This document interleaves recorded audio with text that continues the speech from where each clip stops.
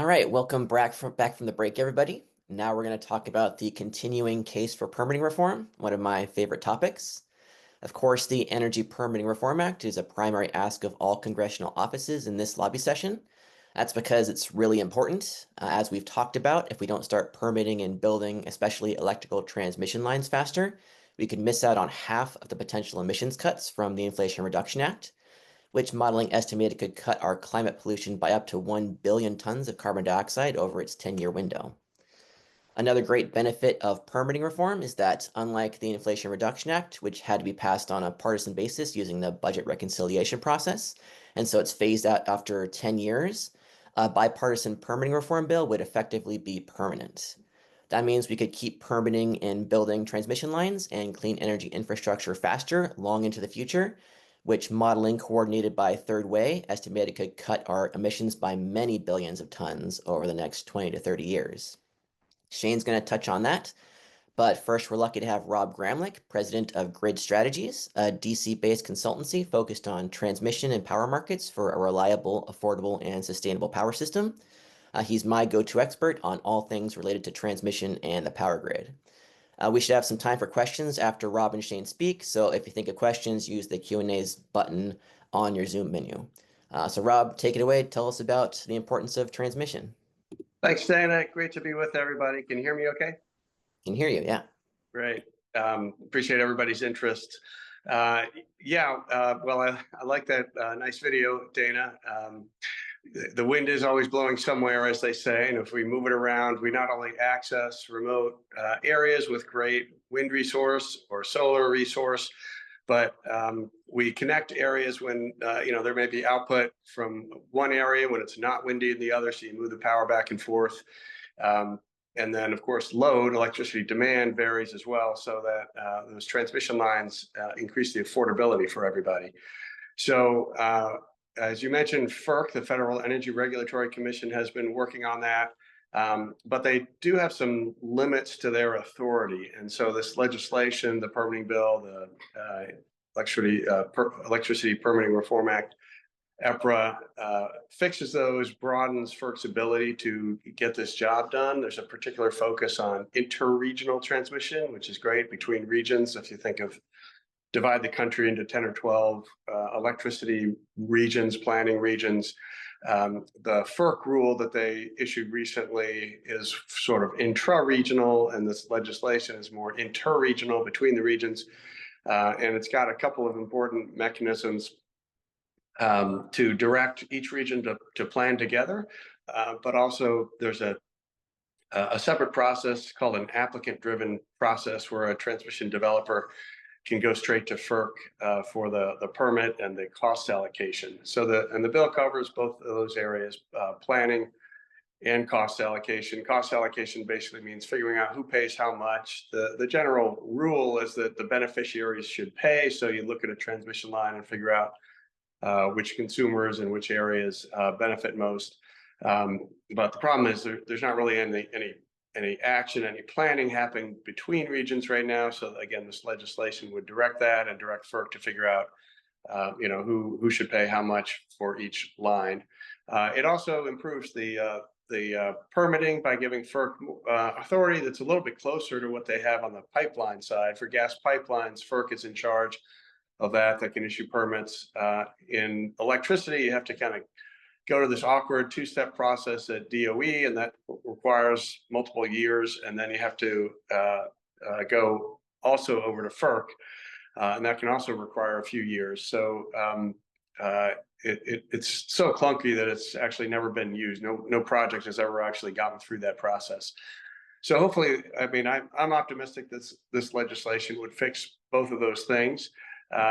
And I really do believe, I've been working on this since I started in the wind industry in 2005, that this is the key barrier. These grid constraints are the key barrier to large scale renewable energy development, wind and solar projects. The solar industry is totally behind this too. They're all, both wind and solar are stuck in these interconnection queues. There's 2.6 terawatts of power stuck in these queues because of the grid is constrained.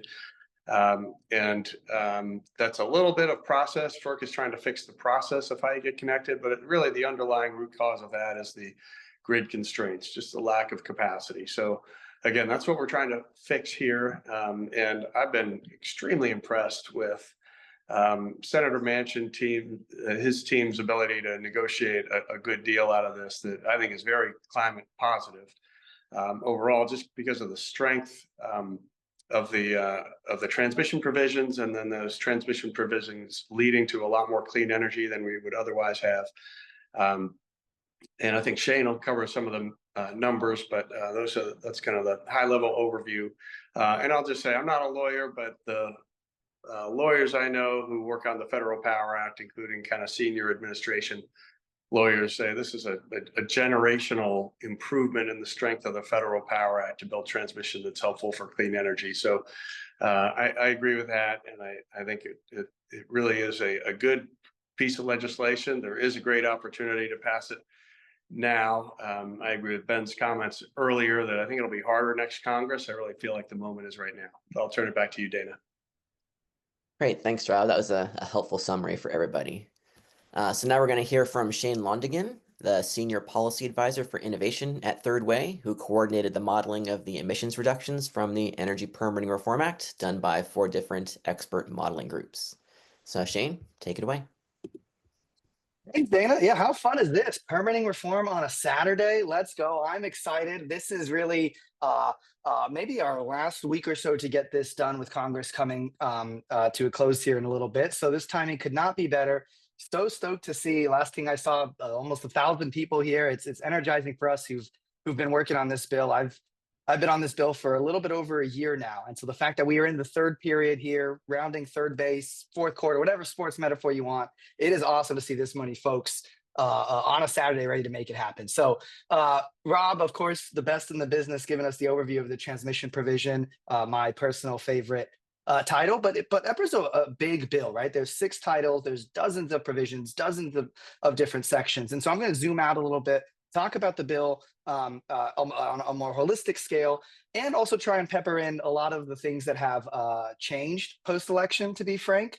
While the fundamental equation hasn't itself changed, there has been some rethinking here on the politics of the bill, and that's why y'all coming to the virtual lobbying days next week could not be more well timed. It's going to be great. So my boss always talks in threes. I'm going to talk about 3 different things here, and then we can jump into the numbers of the modeling if folks have more questions. But the 3 things I want to touch on are 1, the durability of EPRA, 2, the timing, why it's important to do it right now, and 3, what is the impact of EPRA. So on the durability side, and both Dana and Rob kind of touched on this, this is a bipartisan bill, and I think defensive IRA is another one of the core talking points y'all are going to be working on next week. The reason there is so much consternation coming at IRA is because it was a partisan bill. There were 2 other massive energy bills that were passed in that Congress, the Bipartisan Infrastructure Law and the CHIPS and Science Act. We are not seeing that same level of antagonism or calls for rescissions or clawbacks for those 2 bills because they passed in a bipartisan nature. EPRA is not only a bipartisan bill in that it was co-sponsored by a Republican and a Democrat, it also passed out of the Senate committee in a bipartisan fashion, 15-4. That's an overwhelming vote in a very polarized Congress. And the only folks we lost really in that vote were folks on the far left and the far right. So we really got a sweet spot here in the middle. And that's why there has been such amazing support for the bill. I'm tracking about 160 different organizations across the political spectrum. That's going to allow the bill to extend for a long time.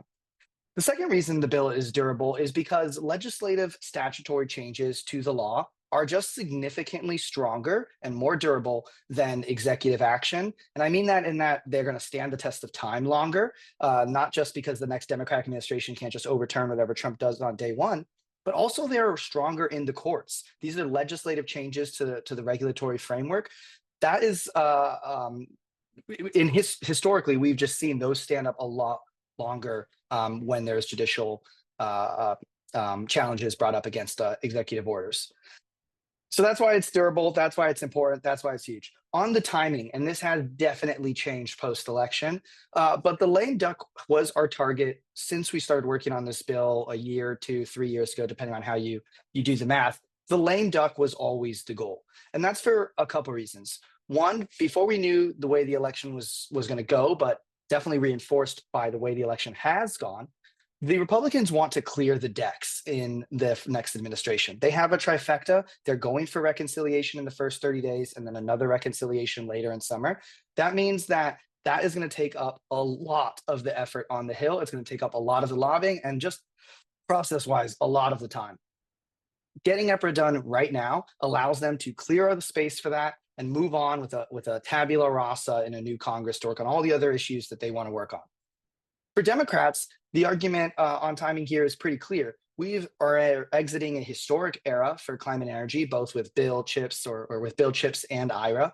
Historic efforts at the administrative level, legislatively, and this allows us to kind of put that final feather in the cap of that administration, as Rob and Dana I think have said and shown in previous research. To fully actualize the benefits of the IRA and of the bipartisan infrastructure law, we just need to build more transmission. This allows us to kind of cement the energy and climate legacy that the last 2 Congresses started. So that's 2, durability, timing, why it's important. On impact, EPRA is historic in that it delivers on 3 core promises. I have 3 within a 3. It's turning into like a Russian nesting doll here. The first one is that it delivers on emissions reductions. Dana has done an amazing explainer on some of the modeling that we put out alongside really the most rigorous folks in the business. When we wanted to look at what were going to be the emissions impacts of the bill, it's pretty clear who you go to. You go to Brian Prest of RFF, who has the leading oil and gas models really in the world. You go to Jesse Jenkins, Mr. Time 100 himself, to help us understand the LNG provisions. And you go to RMI, who has a world-renowned electricity program to understand the transmission provisions. That's what we did. We worked with them to put it out. And when you add all of it in, the good, the bad, however you want to frame it, what we found is that no matter how you cut it, even with the most conservative estimates for what new leasing on federal land can do for oil and gas, the bill is a net reduction in emissions. That's both in high and low scenarios. That's based on both how from a capacity expansion model when we look at like the total energy system and where it's going, but also from a bottom up modeling perspective when we just look at what are the trends that we've seen and where are the trends it's going. So emissions reductions, it's a huge win. And look, that was a great win before the election. It's even better post-election for us, right? Because the Trump administration with Chris Wright now as soon to be Secretary of Energy is going to approve the LNG terminals. So that's baked into the equation. And Doug Burgum at Interior is going to open up more federal land for leasing. So that's baked into the equation. So for Democrats, it's now really, do you want the transmission provisions or do you want nothing? So the math has shifted even more so in the emissions reductions favor. Second thing on what EPRA delivers on. It delivers for local communities. There's a lot of amazing analysis out of there from the trade organizations that it could invest, or EPRA could lead to about $700 billion of new investment, could create 30 million new jobs. And of course, that's on top of the fact that expanded transmission, and we know this from excellent modeling from the Department of Energy. And then Rob has an amazing kind of one-pager summary of that. We know that expanding interregional transmission displaces highly polluting and dangerous peaker plants that are on average located closer to historically disadvantaged communities. So we're not only removing the local pollution impacts from those communities who are most burdened by peakers, but we're also increasing the reliability of those regions as well. So it's a huge win there. And then the last thing I'll say is that EPRA just delivers for economic growth and national security. We are in a historic new era of load growth. We know that because Rob puts out the must-read report every year that if it's not in the chat, someone should drop it. And they just put out the new updated version. We are in a new era of load growth. And for those of us who have been advocating for transmission for a long time, we have tried a lot of arguments on the Hill. We've tried reliability, we've tried security. Nothing has catalyzed more excitement for 2xing or 3xing the grid like competition with China and like winning the AI arms race has done. This era of load growth is a huge challenge, but it also brings about an amazing opportunity that has bipartisan support. And so if we can expand transmission, if we can build a more reliable grid, it directly allows us to win that arms race and compete with China. And that's something that's going to be a very pervasive message over the next 4 years.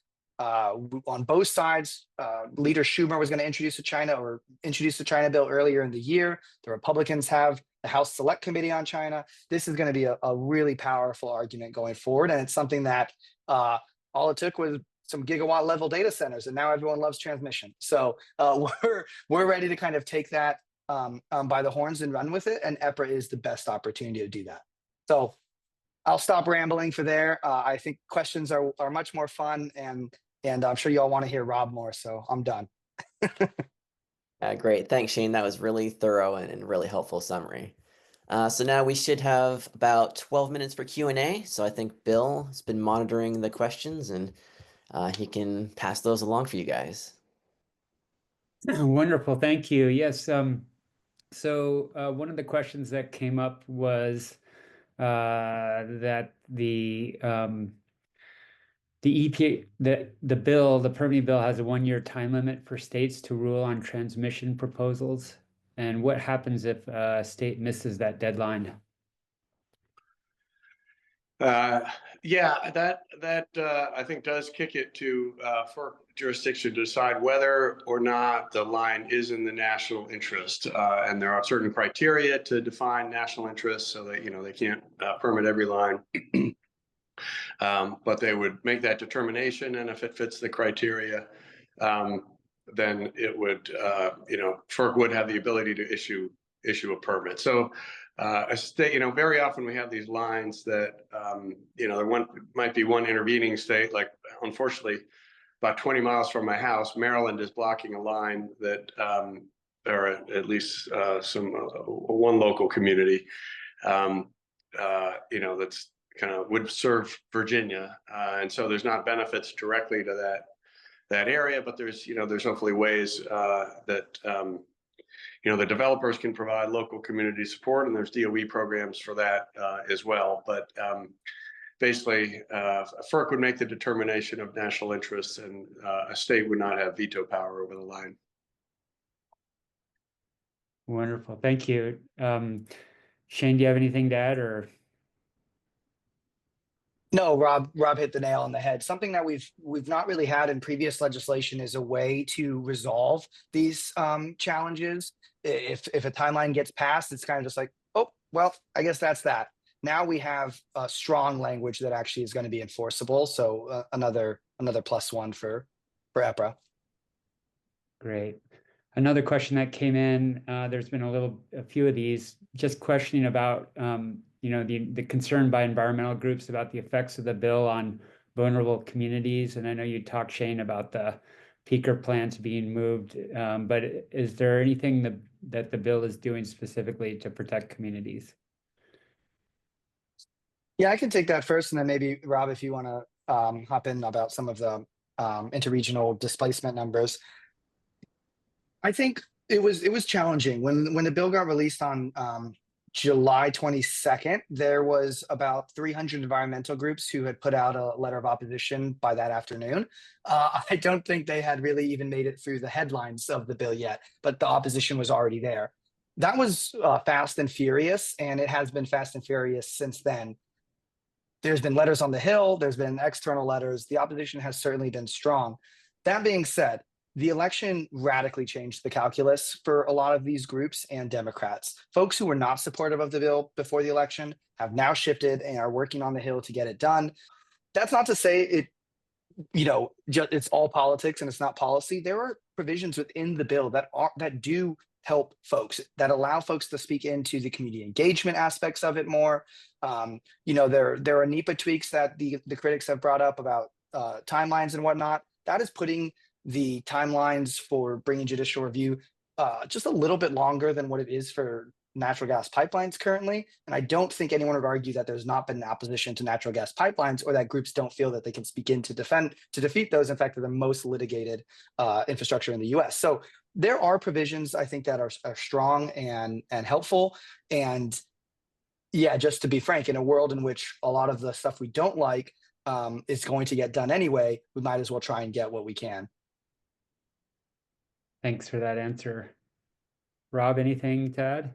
Yeah, I'll just add that, carbon emissions are obviously a focal point, but there are other emissions, the so-called criteria pollutants that more, might cause asthma, NOx and SOx and the like. And, those are emitted by sometimes these old peaker plants, and they're the ones, sort of used.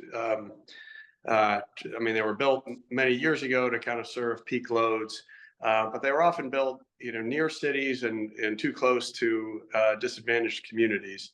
And so those are the ones, and we have this dynamic in many cities. I mean, Houston, New York, LA, San Francisco, really probably most. Those are the ones where I know this is going on, where you can close down that plant, or you can just barely ever operate it, maybe just keep it on emergency reserve. But you can only do that if you get the clean energy delivered through either a new transmission line or an upgrade. And remember, a lot of the transmission expansion is just expanding capacity, delivery on existing corridors, or advanced conductors or new technologies. But if we can get that increased delivery capacity, then you can shut down the local peaking plants. So, that's not to say that there's no possibility of more, say, LNG facilities being built as a result of EPRA.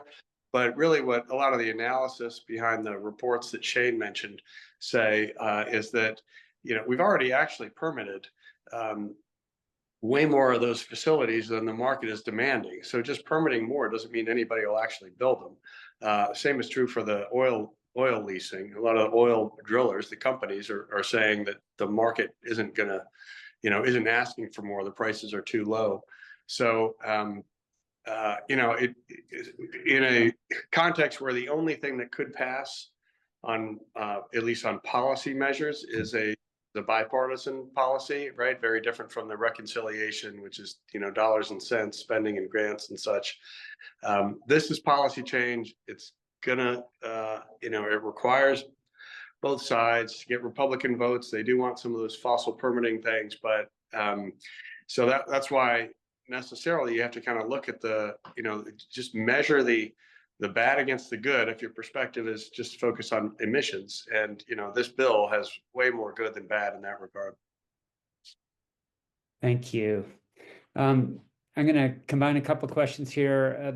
The question about there were a lot of environmental organizations opposing EPRA when it was introduced. And I know since the election, sort of the conversation has changed.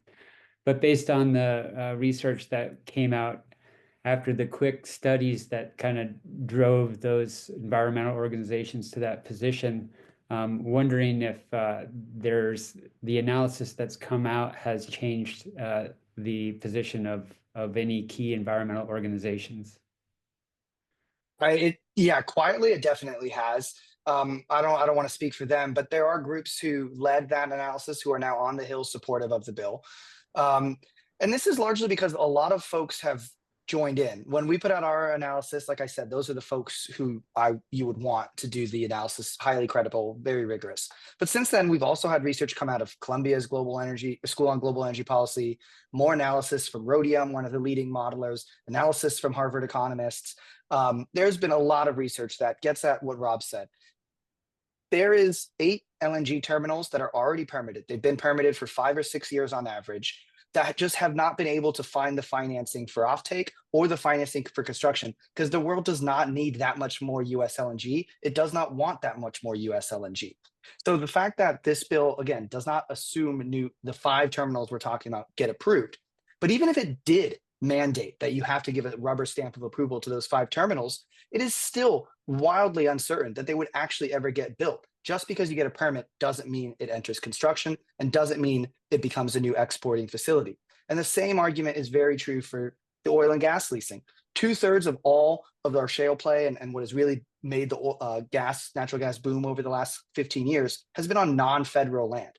So opening up federal land for more oil and gas leasing does not equal a one-to-one expansion of oil and gas production, because the majors are already more efficient than they were back then. They're drilling 1/3 of the less wells than they are, but have higher production and higher profits. So there's no reason to think that if you are an oil and gas producer, you're going to set up a whole bunch of new drill rigs on federal land when you're already hitting record profits on the land right now. So I think those types of assumptions weren't very critically thought about at the time. They just thought more oil and gas leasing is bad. But when you really look at the kind of global market dynamics of the oil and gas market, that we are peaking on oil demand next year, it's quite difficult for me to see a world in which these are as bad as folks have been saying it is.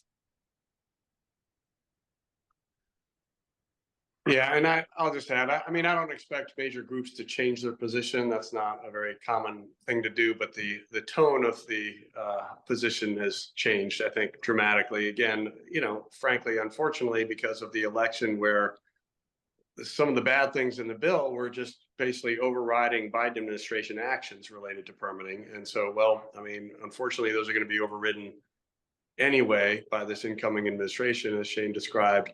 I mean, my firm, Grid Strategies, we work with, I mean, our clients are Earth Justice, Sierra Club, NRDC, EDF. We've worked for most of the major environmental groups. There is a difference, I think, between the public positions, and if you go and talk to them and ask their honest views and analysis about the goods and the bads in this bill. I think, unfortunately, we're just about out of time for this session, but thanks again, Rob and Shane, for coming and spending some time on your Saturday with us and explaining all that stuff. That was really helpful and really informative. This is my favorite way to spend a Saturday, talking permitting reform. Let's do it. Great. Thanks, guys. And thanks everybody for these great questions. So I could spend all day talking about permitting reform, but we've got more sessions in store for you. You can always keep the questions coming on CCL community forums. Staff monitor those forums and can answer your questions there. So next up, we've got a 10-minute break for you to find a breakout session. So you're going to want to head out to cclusa.org/program to find the 4 breakout session choices and descriptions. Here on the main line, we're going to have Danny Richter talks carbon pricing. The other 3 breakouts are on different Zoom lines, so you'll need to leave this webinar and then click the Join via Zoom button from the program page to join the breakout session that you're interested in. The breakouts are going to start in about 10 minutes or so at 3:55 p.m. Eastern. So go ahead and find your way to a breakout session and enjoy your break in the meantime. Thank you for listening to this episode of Citizens Climate Lobby's training program. You can tune into more episodes anywhere podcasts are available. Inspired by what you heard today? Join Citizens Climate Lobby to advocate for bipartisan climate solutions. Go to community.citizensclimate.org to find more trainings, resources, your local chapter, national action teams, discussion forums, and more. Be sure to like our Facebook page and follow us on Twitter and Instagram @CitizensClimate.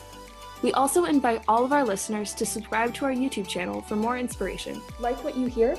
Recommend us to your friends and make sure to give us a 5-star rating. It helps us show up on other listeners' feeds. Feel free to pass on any suggestions for future episodes in the comments as well.